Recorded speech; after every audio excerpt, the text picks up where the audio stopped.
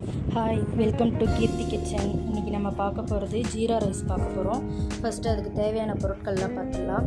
ஏலக்காய், பட்டை, சோம்பு, இலை எல்லாம் எடுத்து வச்சுருக்கோம். இஞ்சி பூண்டு விழுது, பச்சை மிளகா நம்ம காரத்துக்கு தகுந்தாப்புல ஒரு 4 மிளகா நறுக்கி வச்சுருக்கோம். வெங்காயம் ஒரு பெரிய சைஸ் 2 வெங்காயம் நறுக்கி வச்சுருக்கோம். இவ்வளோதான் இதுக்கு தேவையான பொருட்கள். நம்ம அடுப்பில் குக்கர் வச்சு ஆயிலும் நெய்யும் கொஞ்சம் விட்டுக்கலாம். ஆயில் 2 ஸ்பூன், நெய் ஒரு 2 ஸ்பூன் விட்டுக்கலாம். ஏன்னா நெய் கலந்து போட்டு அந்த நெய் வாசனைக்கு நல்லாயிருக்கும் ஜீரா ரைஸ், அதனால் நெய்யும் சேர்த்துக்கிறோம். நெய் விட்டு நெய் நல்லா உருகினதுக்கப்புறமா சூடானோடனே நம்ம தாளிக்கு தேவையான பொருட்கள்லாம் போட்டுக்கலாம். சோம்பு, பிரியாணி இலை, அன்னாசிப்பூ, 2 ஏலக்காய், 2 கிராம்பு,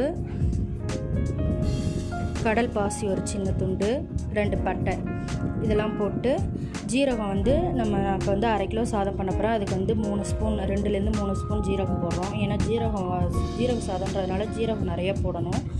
ஜீரகம் 2லேருந்து 3 ஸ்பூன் போட்டு இதெல்லாம் நல்லா பொரிஞ்சு வர்ற வரைக்கும் பார்ப்போம். இது நல்லா இப்போ பொரிஞ்சிருச்சு. இப்போ நம்ம நறுக்கி வச்சுருந்த பெரிய வெங்காயத்தை இதில் சேர்த்து வதக்கிக்கலாம். இப்போ இந்த வெங்காயம் நல்லா பொன்னிறமாக வதங்கி வந்த உடனே நம்ம நறுக்கி வச்சுருந்த பச்சை மிளகாயை போட்டுடலாம். பச்சை மிளகாயை போட்டு இஞ்சி பூண்டு விழுது அரைச்சி வச்சுருந்தோம், அதையும் சேர்த்து நல்லா ஒரு வதக்கிடலாம். இஞ்சி பூண்டு விழுது நல்லா பச்சை வாசனை போகணும், அது வரைக்கும் நல்லா வதக்கிக்கலாம்.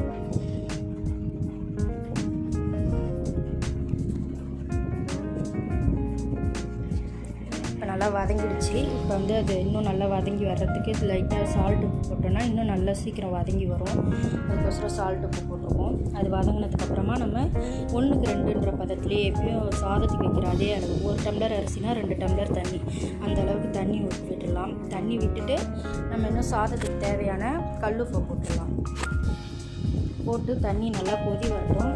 நல்லா கொதி வந்ததுக்கப்புறமா நம்ம சாப்பாட்டு அரிசி நல்லா அலம்பிட்டு அந்த அரிசி இதில் சேர்த்துடலாம்.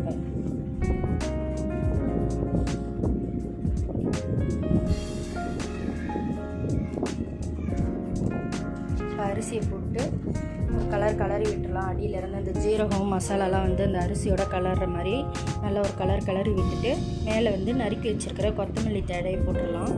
கொத்தமல்லி, கருவேப்பிலை இது 2த்தையும் போட்டு நம்ம மூடி வச்சிடலாம். இப்போ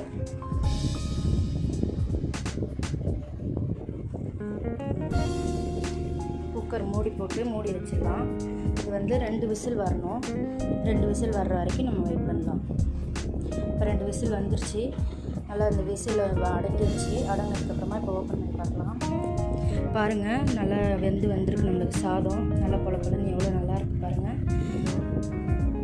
இது நம்ம எங்கேயாவது வெளியில் போயிட்டு வந்தோம், அர்ஜென்ட்டாக சமைக்கணும், நம்ம டக்குன்னு எல்லாம் சமைச்சிட முடியாது. அதனால் இது ஒரு 10 நிமிஷம் போகும். வெங்காயம், பச்சை மிளகா மட்டும் நறுக்கிட்டால் போகும். 10 நிமிஷத்தில் நம்மளுக்கு இந்த சாதம் ரெடி ஆகிடும். இந்த சாதம் ட்ரை பண்ணி பாருங்கள். ட்ரை பண்ணிவிட்டு லைக் பண்ணுங்கள், ஷேர் பண்ணுங்கள். எப்படி இருக்குன்னு கமெண்ட் பாக்ஸில் கமெண்ட் பண்ணுங்கள். தேங்க்யூ.